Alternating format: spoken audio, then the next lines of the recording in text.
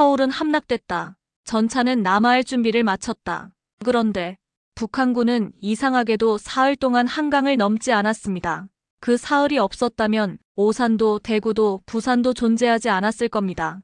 워싱턴은 기록하지 않았고 미국 교과서는 이 전투를 삭제했습니다. 그러나 이제 숨겨졌던 그 사흘이 드러납니다. 춘천, 그리고 이름 없는 병사들. 그들이 지켜낸 단 3일이 대한민국의 1000년을 바꿨습니다. 지금부터 미국이 끝내 감췄던 3일의 진실을 공개합니다. 본격적인 이야기 들어가기 전에 잠시만요. 6.25 전쟁에 대한 여러분의 생각을 댓글에 작성해주세요. 또한 이야기 들으시면서 기대가 되신다면 구독, 좋아요로 함께해주세요. 저는 엘리자베스 로젠버그입니다. 미국 국방부 전략사령부에서 안보 고문으로 일하고 있죠. 42살이 된 지금까지 수많은 기밀 문서를 다뤄왔지만 그날 발견한 자료만큼 저를 당황스럽게 한 것은 없었습니다. 워싱턴 DC의 국방문서 아카이브 지하 3층에 위치한 그곳에서 저는 한국전쟁 관련 미공개 작전 문서를 정리하고 있었어요.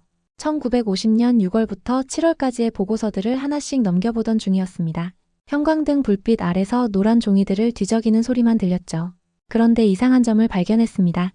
6월 28일부터 7월 1일까지 딱 사흘 동안의 기록에서 미군 참모들이 계속 같은 질문을 반복하고 있었거든요. 북한군은 왜 한강을 건너지 않는가? 서울 점령 후 남진이 중단된 이유는 무엇인가? 적군의 지연 전술인가? 아니면 다른 이유가 있는가? 처음에는 단순한 작전상 지연이라고 생각했어요. 하지만 자료를 덮어보니 그게 아니었습니다. 당시 북한군은 서울을 완전히 장악한 상태였거든요. 한강 다리도 폭파되긴 했지만 도하 수단은 충분했고 병력도 넘쳐났어요. 그런데 왜 사흘이나 머물렀을까요? 이건 정말 이상해. 저는 혼잣말을 했습니다. 더 놀라운 건 그 다음이었어요. 7월 2일부터 갑자기 상황이 급변했다는 기록들이 쏟아져 나왔거든요.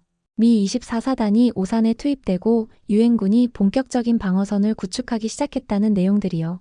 마치 그 사흘이 모든 것의 전환점이었던 것처럼 보였습니다. 저녁 8시가 넘어서야 사무실을 나섰어요. 집으로 가는 길에도 계속 그 의문이 머릿속을 맴돌았습니다. 지하철에서도 아파트 엘리베이터에서도 같은 생각만 했죠. 아파트에 도착해서도 잠이 오지 않았어요. 노트북을 열어 한국전쟁 초기 상황을 다시 검토해봤습니다. 메가더 장군이 6월 29일 수원에 도착해서 미 24사단 투입을 결정했다는 기록은 잘 알려져 있었어요. 하지만 그 이전 사흘 동안 한반도에서 무슨 일이 벌어졌는지에 대한 구체적인 설명은 찾기 어려웠습니다. 공식 기록에는 한국군의 전면적 후퇴라고만 되어 있었거든요. 뭔가 빠진 퍼즐 조각이 있어. 저는 중얼거렸어요. 새벽 2시까지 자료를 뒤져봤지만 답을 찾을 수 없었습니다. 오히려 의문만 더 커졌죠. 왜 북한군은 기세를 몰아남진하지 않았을까요? 왜 그 중요한 사흘에 대한 기록이 이렇게 모호할까요? 다음날 아침 동료인 마이클 존슨에게 이 이야기를 했어요. 그는 한국 전문가였거든요. 커피를 마시며 대화를 나눴습니다. 엘리자베스, 그 사흘은 정말 미스터리야. 북한군이 갑자기 공격을 멈춘 이유를 아무도 명확히 설명하지 못해. 혹시 한국군이 어디선가 저항했던 건 아닐까? 글쎄, 당시 한국군은 거의 무너진 상태였다고 알려져 있는데 서울도 함락됐고 정부도 피난을 갔잖아. 마이클의 말이 끝나기 전에 저는 확신했어요.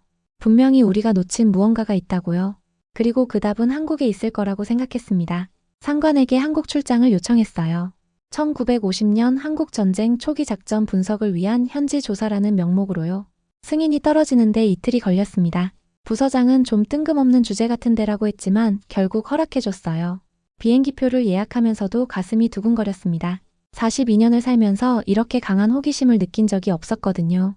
마치 역사에 감춰진 보물을 찾아 나서는 탐험가가 된 기분이었어요. 우리가 모르는 영웅이 있었던 건 아닐까? 혼잣말을 하며 짐을 쌌습니다. 그때는 몰랐어요. 제가 곧 발견하게 될 진실이 얼마나 놀라운 것인지를요. 인천공항에 내린 순간부터 뭔가 다르다는 걸 느꼈습니다. 공항에서 서울로 가는 길에 보이는 풍경들이 제가 상상했던 것과 달랐어요. 이렇게 발전된 도시가 70여 년 전에는 폐허였다니 믿기지 않았습니다. 호텔에 짐을 풀고 첫 번째 일정을 시작했어요. 국방부 군사편찬연구소에서 만난 장유철 박사는 제 질문을 듣자마자 눈을 반짝였습니다. 엘리자베스 박사님, 정말 예리한 지적이에요. 그 사흘은 한국 전쟁사에서 가장 중요한 시기 중 하나거든요. 어떤 의미에서 그런가요? 북한군이 서울에서 머물렀던 이유, 사실 한국 학계에서도 오랫동안 논란이었어요. 하지만 최근 발굴된 자료들을 보면 한 가지 확실한 사실이 있습니다. 장 박사는 책상 위에 지도를 펼쳤어요. 한국 지도에 빨간 점들이 여러 개 찍혀 있었습니다. 바로 춘천에서 벌어진 전투 때문이에요. 육사단이 춘천에서 버틴 시간이 북한군 전체 작전 계획을 뒤흔들어 놓았거든요. 춘천이요? 저는 놀랐습니다. 미국 자료에서는 춘천 전투에 대한 언급이 거의 없었거든요. 네, 북한군은 서울과 춘천을 동시에 점령한 다음 수원으로 내려가려 했어요. 그런데 춘천에서 예상보다 훨씬 강한 저항에 부딪혔죠. 계획이 틀어진 거예요. 장 박사의 설명을 들으며 저는 소름이 돋았어요. 그동안 미국에서 본 자료들이 왜 그렇게 모호했는지 이해가 되기 시작했습니다. 그럼 춘천 전투 관련 자료를 더 볼 수 있을까요? 물론이죠. 하지만 더 좋은 방법이 있어요. 직접 생존자 유족들을 만나보시는 건 어떨까요? 다음날 아침 일찍 춘천으로 향했습니다. 기차 안에서 창밖을 바라보며 70여 년 전 이곳에서 무슨 일이 벌어졌을지 상상해봤어요.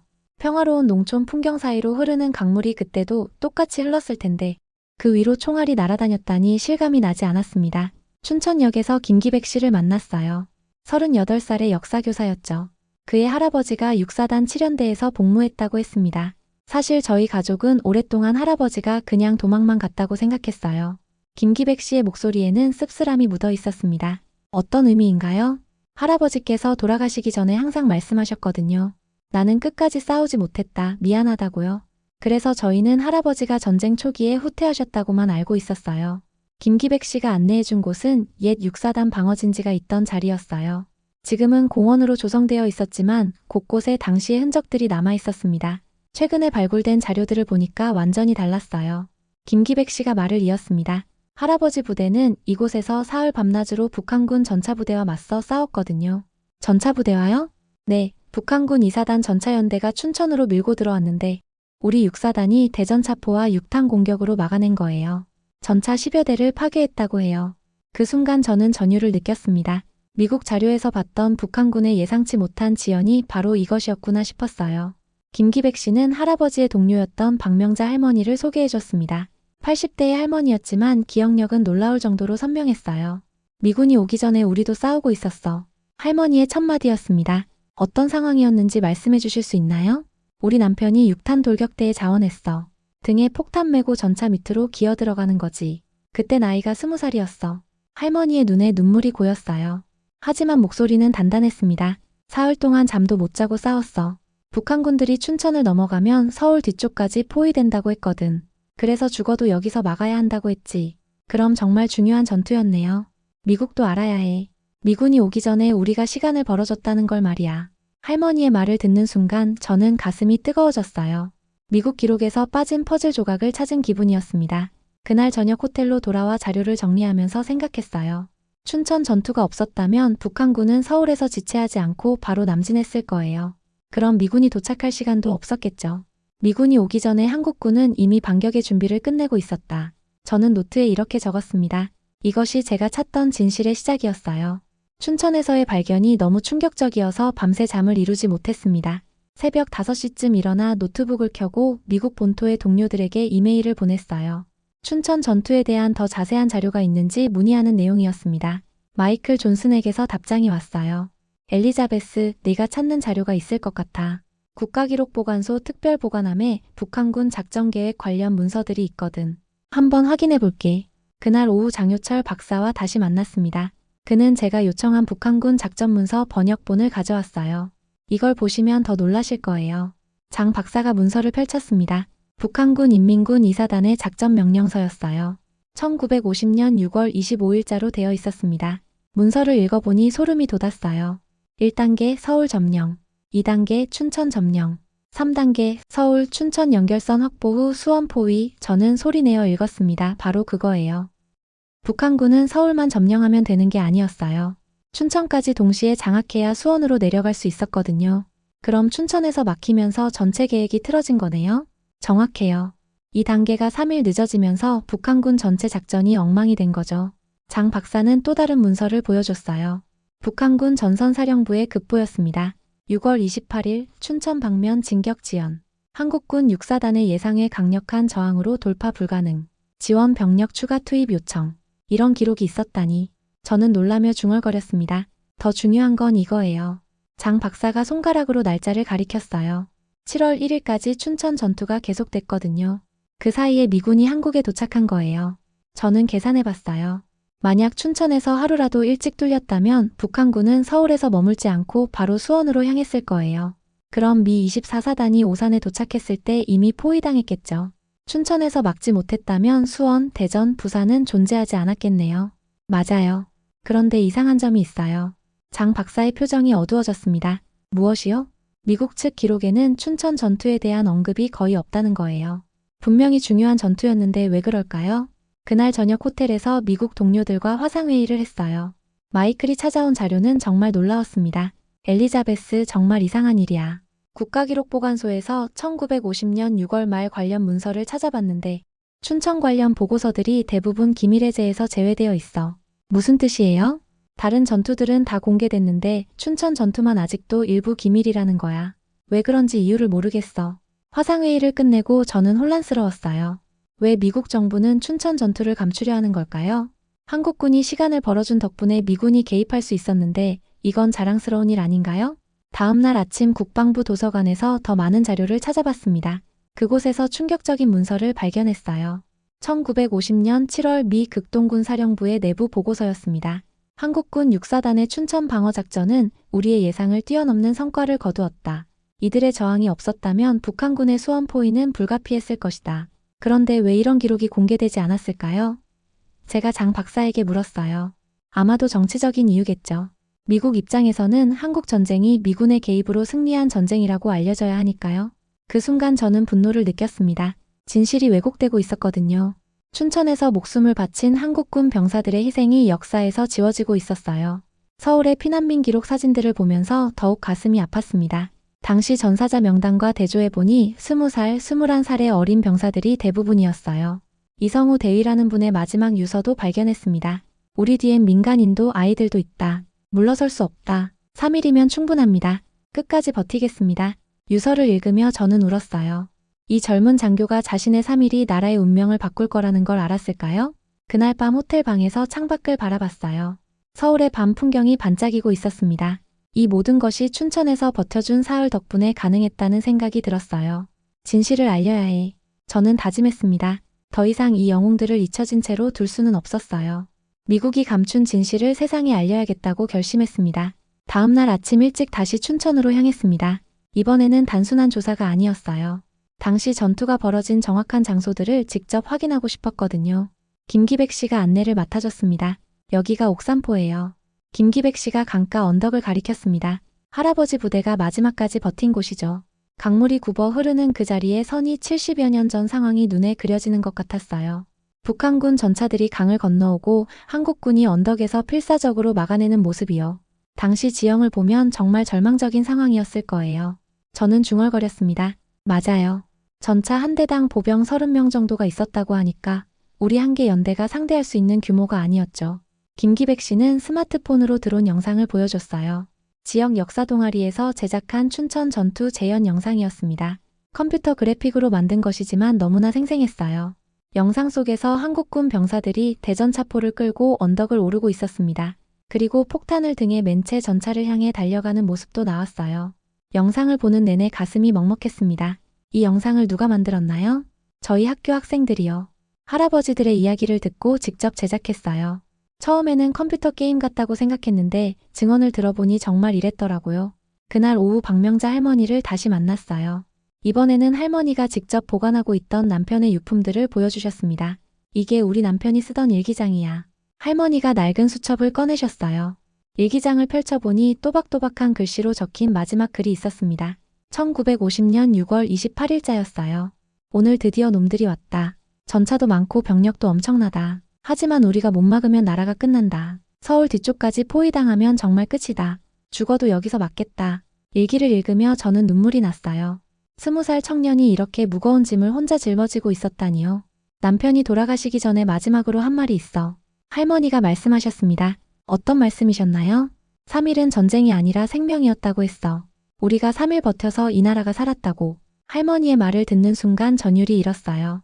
그 3일이 정말 대한민국의 생명을 구한 거였구나 싶었습니다. 그날 저녁 호텔에서 특별한 실험을 해봤어요. 미국 국방부에서 사용하는 전쟁 시뮬레이션 프로그램에 접속해서 당시 상황을 재현해봤거든요. 만약 춘천에서 하루 일찍 뚫렸다면 어떻게 됐을지 확인하고 싶었어요. 컴퓨터 화면에 한반도 지도가 떴습니다. 북한군과 한국군의 배치, 미군의 도착 시간 등을 모두 입력했어요. 그리고 춘천 전투가 하루 일찍 끝났다는 가정하에 시뮬레이션을 돌려봤습니다. 결과는 충격적이었어요. 화면에 빨간 글씨로 메시지가 떴습니다. 1950년 7월 4일 서울 이남 지역 완전 점령. 한국 정부 부산 철수 불가능. 이런. 저는 한숨을 쉬었어요. 시뮬레이션을 다시 돌려봤습니다. 이번에는 실제 역사대로 춘천에서 3일 버텼다는 조건으로요. 결과는 완전히 달랐어요. 미 24사단 오산 도착, 방어선 구축 성공, 한국 정부 대구 임시 정착 가능. 그 3일이 역사를 바꾼 거야. 저는 혼잣말을 했습니다. 다음날 이성우 대위의 마지막 진지였던 곳을 찾아갔어요. 지금은 작은 공원이 되어 있었지만 당시 치열한 전투의 흔적들이 아직 남아 있었습니다. 포탄 구덩이 자리, 참호 흔적들이 곳곳에 보였어요. 여기서 대위님이 마지막까지 버티셨대요. 김기백 씨가 설명해줬습니다. 북한군 전차 5대를 상대로 혼자 남아서 싸우셨다고 해요. 혼자서요? 부하들은 다 후퇴시키고 혼자 남아서 시간을 더 벌려고 했대요. 결국 전사하셨지만 그 덕분에 다른 부대들이 새로운 방어선을 구축할 수 있었죠.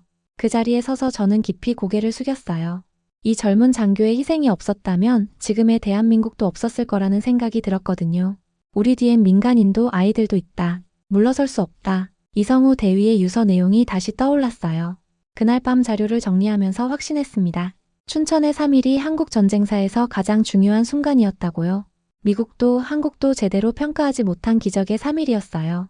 이 진실을 세상에 알려야 해. 저는 다짐했습니다. 더 이상 이 영웅들을 잊힌 채로 둘 수는 없었어요. 5장. 반전 마이너스 숨겨진 보고서.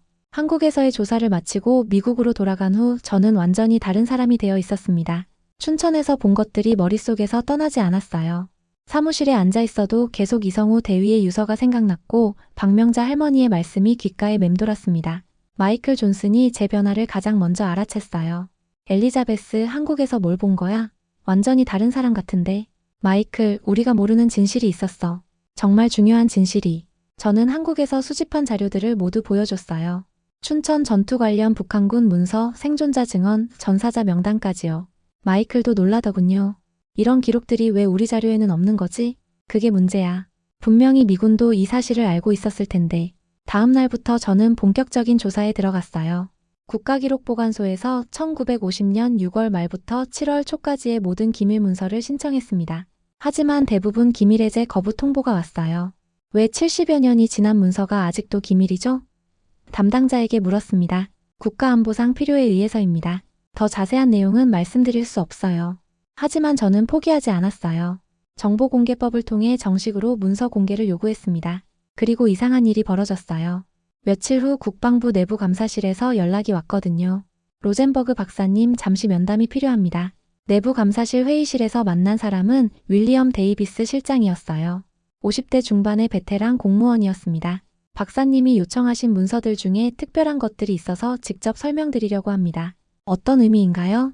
솔직히 말씀드리면 한국 전쟁 초기 관련해서 우리가 공개하지 않은 문서들이 있어요.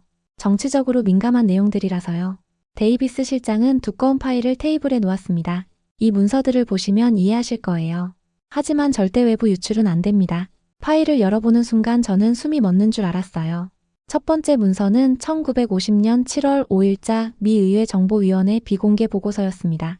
한국전쟁 초기 작전 평가 마이너스 극비라는 제목이 붙어 있었어요. 보고서 내용을 읽으며 저는 소름이 돋았습니다. 대한민국 육사단의 춘천 방어작전은 우리의 예상을 뛰어넘는 성과를 거두었다. 이들의 3일간 저항이 없었다면 북한군의 수원 포위는 불가피했을 것이며 미군의 한반도 개입 자체가 불가능했을 것이다. 이런 보고서가 있었다니. 저는 중얼거렸어요. 더 놀라운 내용이 이어졌습니다. 춘천 방어작전은 한국전쟁 전체의 향방을 결정한 결정적 전투였으나 정치적 고려에 의해 공개적 언급을 자제할 것을 권고한다. 왜 이런 내용을 숨겼나요? 제가 물었어요. 당시 상황을 이해하셔야 해요. 데이비스 실장이 설명했습니다. 미국 국민들에게는 한국전쟁이 미군의 개입으로 승리한 전쟁이라고 알려져야 했거든요. 한국군이 먼저 결정적 역할을 했다는 사실이 알려지면 복잡해질 수 있었어요. 그래서 진실을 감춘 거군요. 감춘 게 아니라 때를 기다린 거죠. 하지만 이제는 충분히 시간이 흘렀다고 생각해요. 다음 문서는 더욱 충격적이었어요. 메가더 장군이 트루먼 대통령에게 보낸 비밀 전문이었습니다.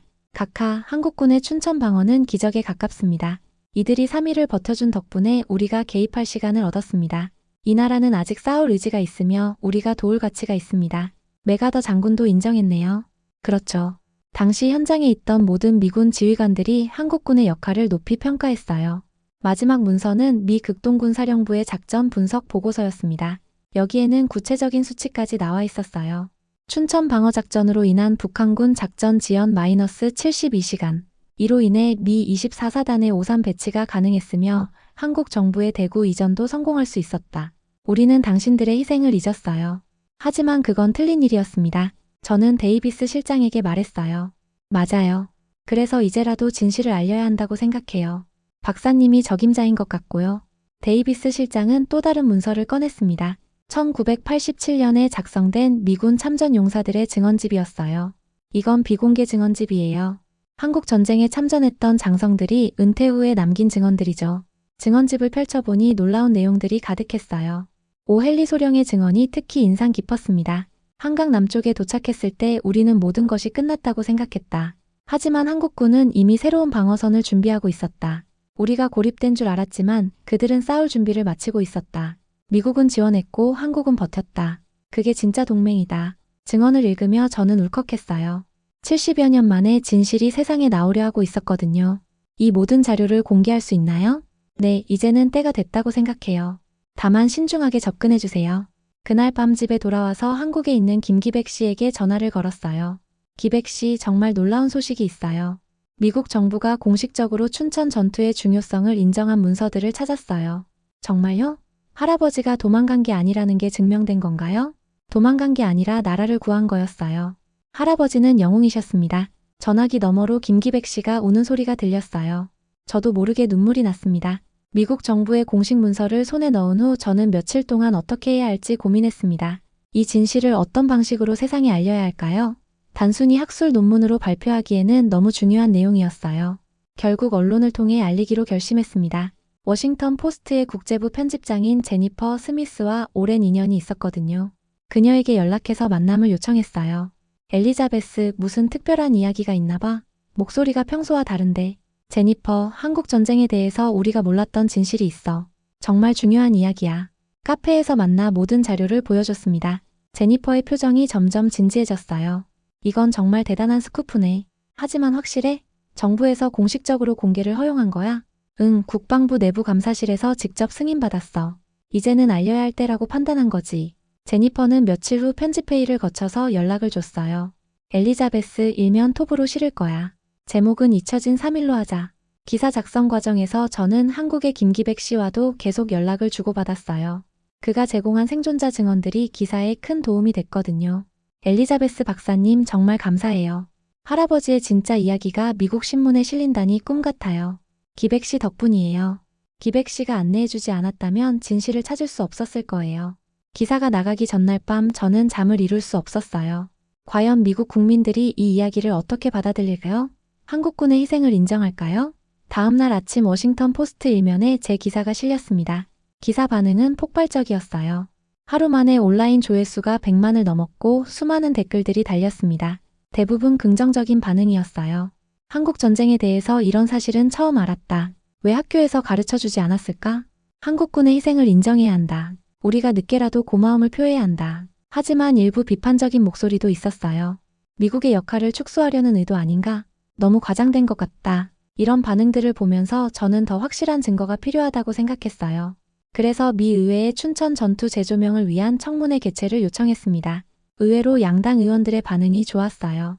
특히 한국전쟁 참전용사 출신인 존 맥케인 의원의 지지를 받을 수 있었습니다. 로젠버그 박사의 연구는 우리가 놓친 역사의 진실을 보여준다. 동맹국의 희생을 제대로 인정하는 것이 진정한 동맹관계다. 청문회 준비 과정에서 놀라운 일이 벌어졌어요. 한국에서 춘천 전투 생존자 유족들이 직접 미국에 오겠다고 연락을 준 거예요. 김기백 씨가 대표로 와서 증언하기로 했습니다. 박명자 할머니도 80이 넘은 나이에 비행기를 타고 오셨어요. 할머니, 이렇게 먼 길을 오시다니. 미국 사람들이 알아야 해. 우리 남편이 어떻게 싸웠는지 말이야. 청문회 당일 의회 청문실은 만석이었어요. 언론들도 대거 몰려왔습니다.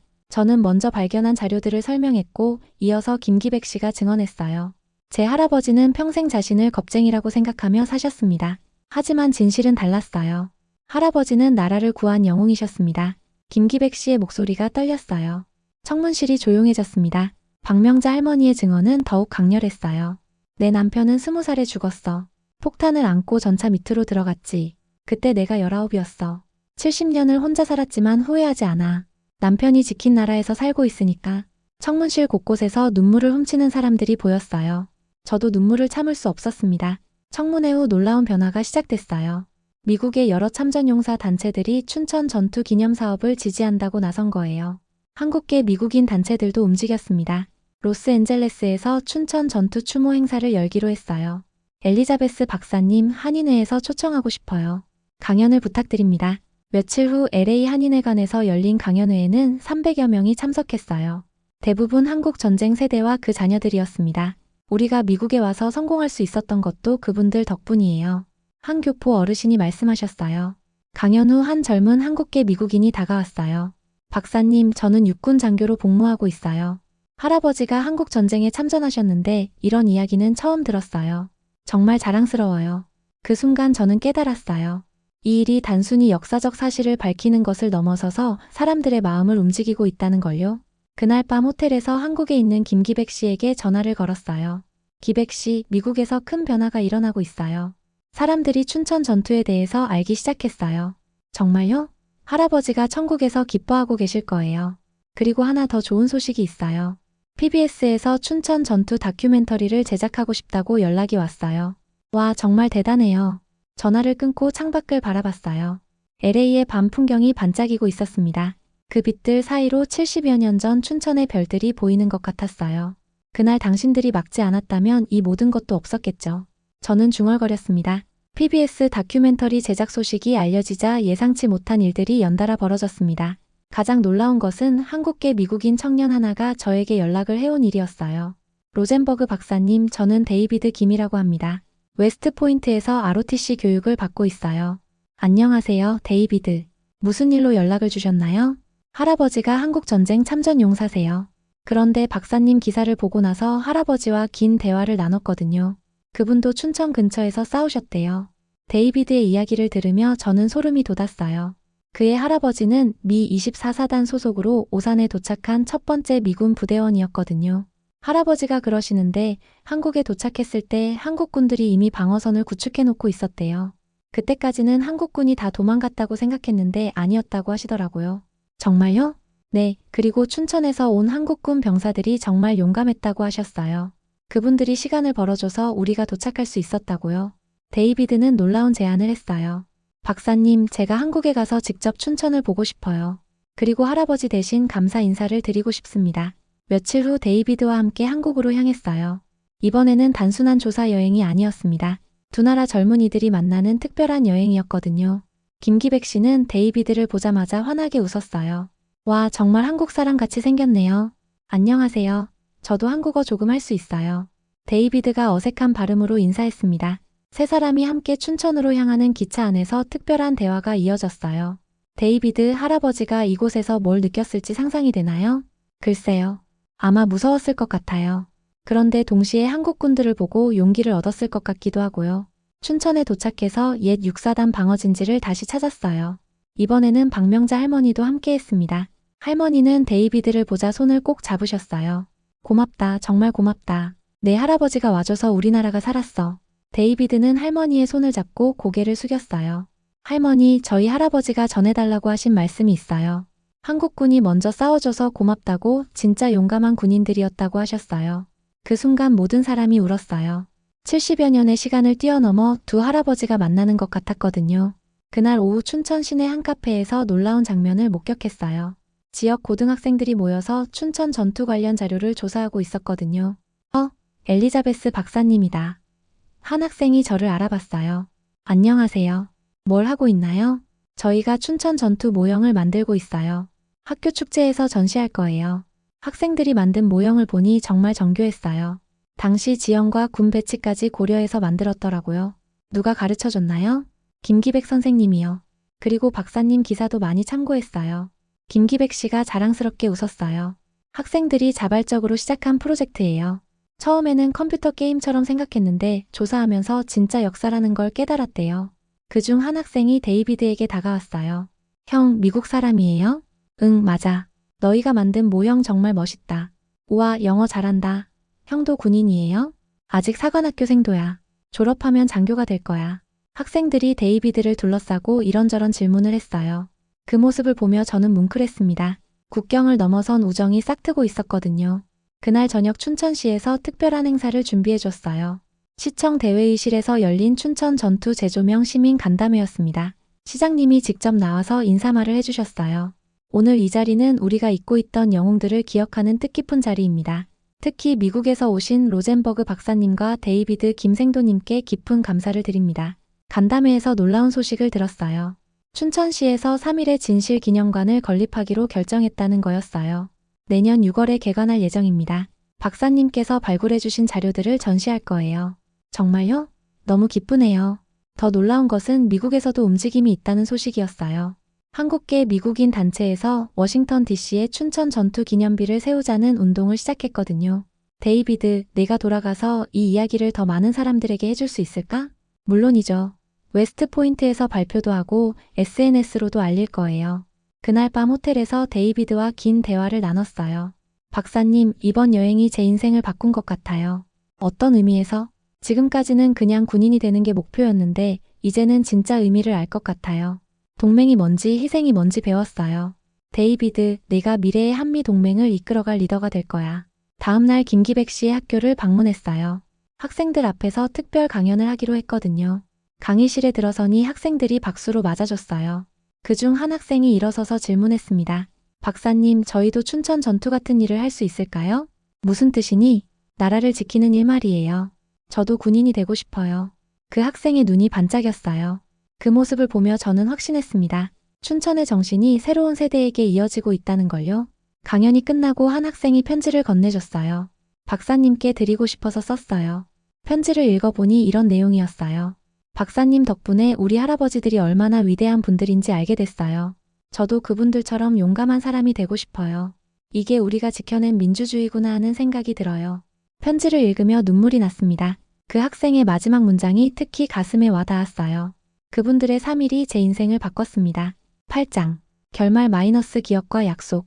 한국에서 돌아온 후 몇 달 동안 정말 놀라운 변화들이 일어났습니다. 가장 먼저 PBS 다큐멘터리 3일의 진실이 방영됐어요. 시청률이 예상보다 훨씬 높았고 방송 후 시청자들의 반응도 뜨거웠습니다. 한국 전쟁에 대해서 이런 관점으로 본 건 처음이다. 우리가 배운 역사가 불완전했다는 걸 깨달았다. 한국군의 희생을 제대로 인정해야 한다. 시청자 게시판에 올라온 댓글들을 보며 저는 뿌듯했어요.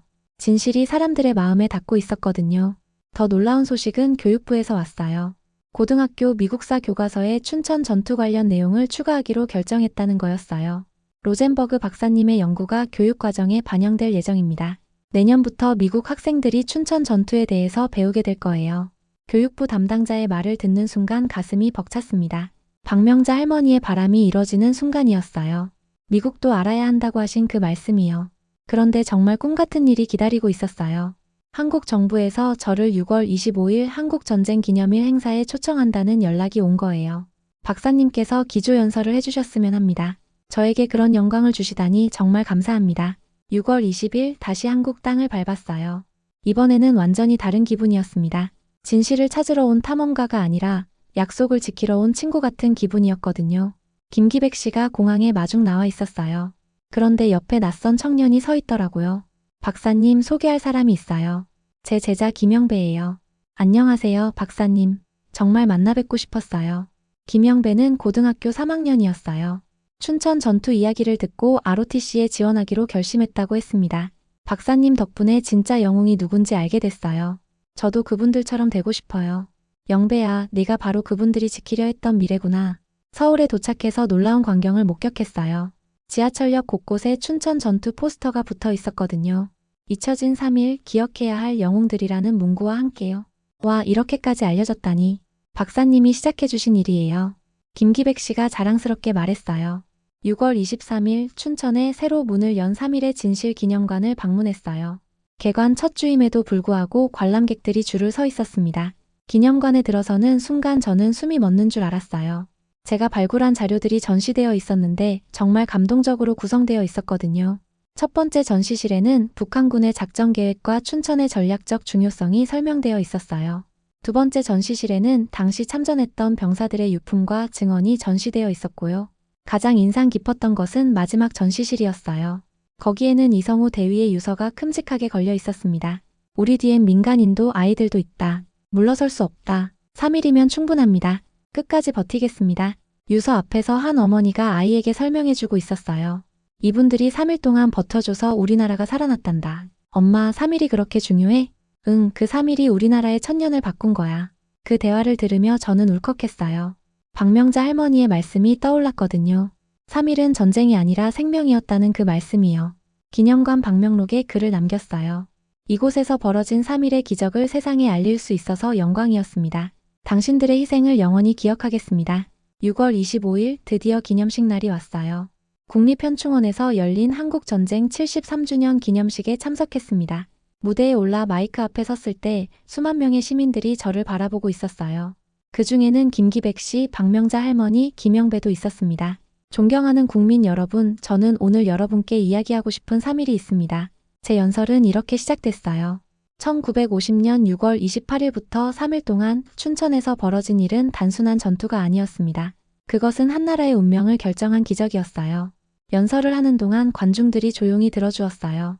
특히 이성우 대위의 유서를 낭독할 때는 모든 사람이 숙연해졌습니다. 당신들의 3일 영원히 기억될 것입니다. 연설을 마치며 저는 이렇게 말했어요. 그날의 3일이 이 나라의 천년을 바꾸었습니다. 우리는 그 진실을 기억해야 하고 전 세계에 알려야 합니다. 박수가 터져 나왔어요. 그 박수 소리를 들으며 저는 마침내 해냈다는 생각이 들었습니다. 행사가 끝난 후 유엔기념공원을 방문했어요. 그곳에서 한국전쟁에서 전사한 유엔군 장병들에게 참배를 드렸습니다. 당신들과 함께 싸운 한국군의 이야기를 찾아냈습니다. 이제 두 나라의 우정이 더욱 깊어질 거예요. 묘비 앞에서 조용히 기도했어요. 그날 저녁 김기백 씨 가족과 함께 저녁 식사를 했어요. 박명자 할머니도 함께 하셨습니다. 할머니, 이제 미국 사람들도 알게 됐어요. 남편분의 희생을 말이에요. 고맙다, 정말 고맙다. 우리 남편이 천국에서 웃고 있을 거야. 할머니의 눈에 눈물이 고였지만 그 얼굴은 평화로워 보였어요. 식사를 마치고 김영배가 저에게 편지를 건네줬어요. 박사님께 드리고 싶어서 썼어요. 편지에는 이런 내용이 적혀 있었어요. 박사님, 저는 이제 꿈이 생겼어요. 훌륭한 군인이 되어서 나라를 지키는 것. 그리고 언젠가 미국에 가서 박사님 같은 사람들과 함께 일하는 것. 춘천의 영웅들처럼 말이에요. 편지를 읽으며 저는 미소 지었어요. 이것이 바로 제가 찾던 답이었거든요. 과거의 영웅들이 미래의 영웅을 만들어내는 것 말이에요. 한국을 떠나는 날 아침, 인천공항에서 마지막으로 창밖을 바라봤어요. 한국의 아침 풍경이 눈에 들어왔습니다. 그 평화로운 모습을 보며 생각했어요. 이 모든 것이 춘천에서 버텨준 3일 덕분이라는 걸요. 비행기가 이륙하면서 저는 다짐했습니다. 앞으로도 계속 이 이야기를 전할 거라고요. 춘천의 영웅들이 영원히 기억될 수 있도록 말이에요. 그날의 3일이 이 나라의 천년을 바꾸었다. 이 문장이 제 마음속에 영원히 새겨졌습니다. 여기까지 시청해주셔서 정말 감사합니다. 당신의 댓글 하나가 다음 감동을 만듭니다. 구독, 좋아요 잊지 마세요.